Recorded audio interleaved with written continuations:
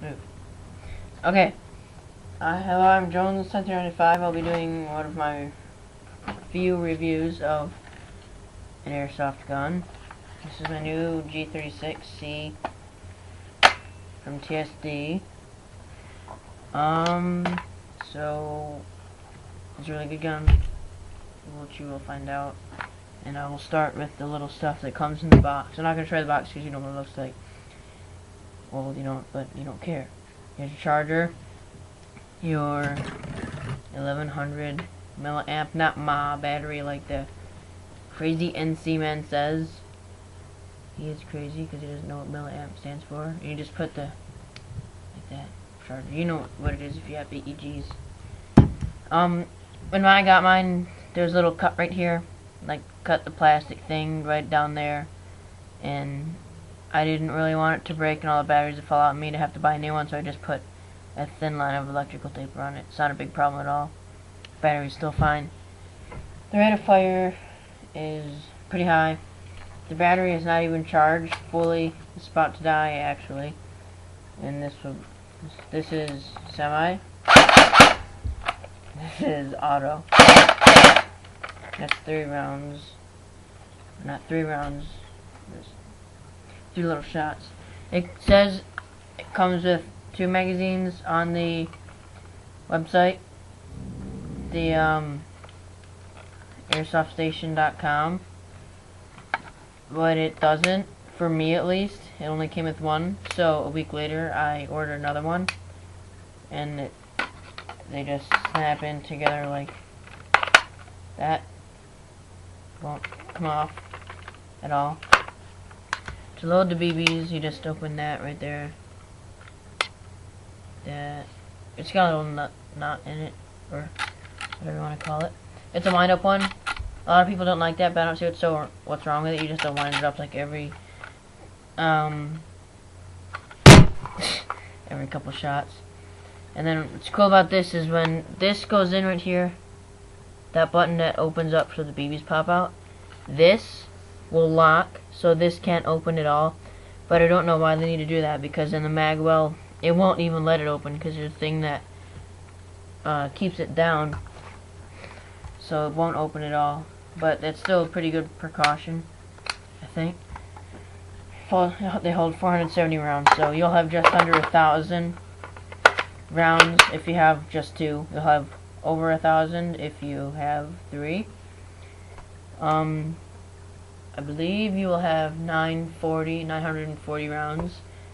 I forget if that's right or not, but if it's wrong, oh well. And now I'll get to the gun.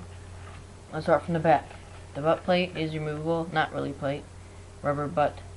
I guess you can call it plate. Where you rest your shoulder, it comes off. It's not that easy, but it's not hard either. I haven't taken it off in a while, so.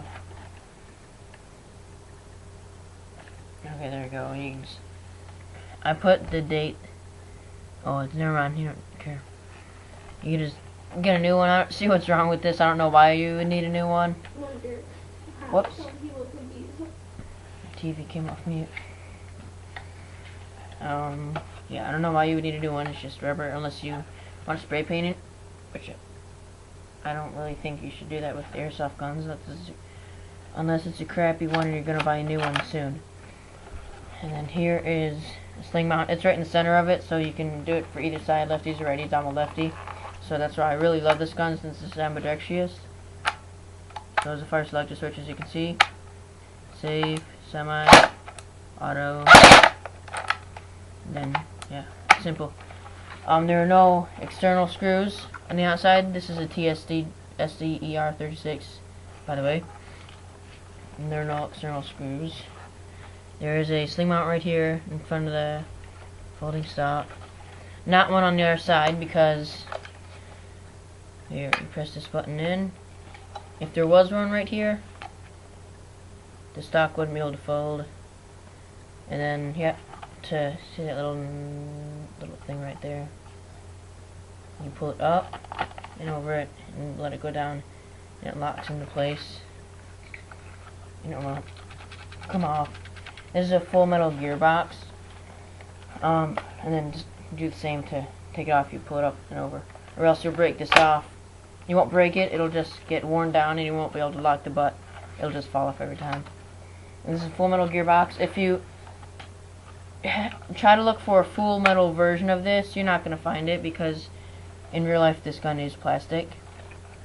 It's Heckler & Koch, made by Heckler & Koch. Some people say Coach or whatever. I like to say Heckler & Koch because that's how my dad told me to say it, so I will. Here's the iron sights. All of them are metal. There's short range for like CQB. There's long range. You get smaller, so it's more accurate. I find it. Long, short. They can come off. You just have to press that little pin right there. That little white thing sticking out. It's not white, it just looks white to the camera. Then it's got a text message. And then this is a metal ejection port, mock ejection port.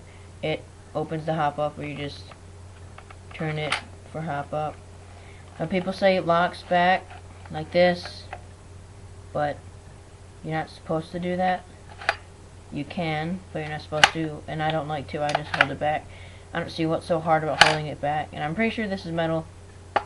I'm not sure, because there's a big difference when you flick it and the noise. This is plastic. The rails, they can come off easily with those screws, only 3. You just slide it forward and it comes right off. So you can put a G36C one on here if you really want to. It'll look kind of stupid, but whatever, it's your gun.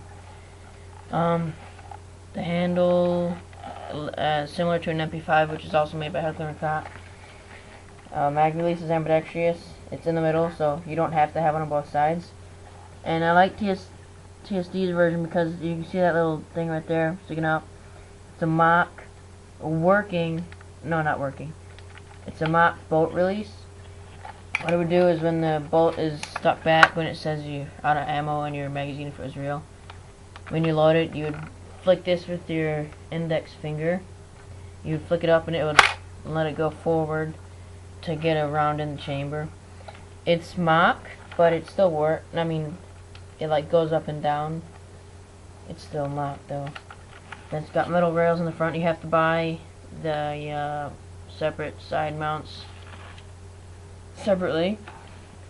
And I found no use for those because honestly, when do you ever use your flashlight or laser? They'll just add unwanted weight. Then there's a little heat guard, I think it's called. And then, as you know, if you've done your research, you pull out a pin. Don't want to lose it. I thought I lost it last night, but it was just in my BBs. To take out the, reveal the battery. I have 2. Then that's just sling mounts, both sides up there, left and right. Battery right there. You plug it in right there. It's pretty simple, straightforward. And that's basically it. You put this back on, and then the fuse is right there. It's really easy to replace. If for some reason it breaks, which they usually don't unless you really overload it on an airsoft gun. As you can see, it's pretty easy because I'm used to it, and you will too if you get this gun. That really is it. I can't think of anything that I missed.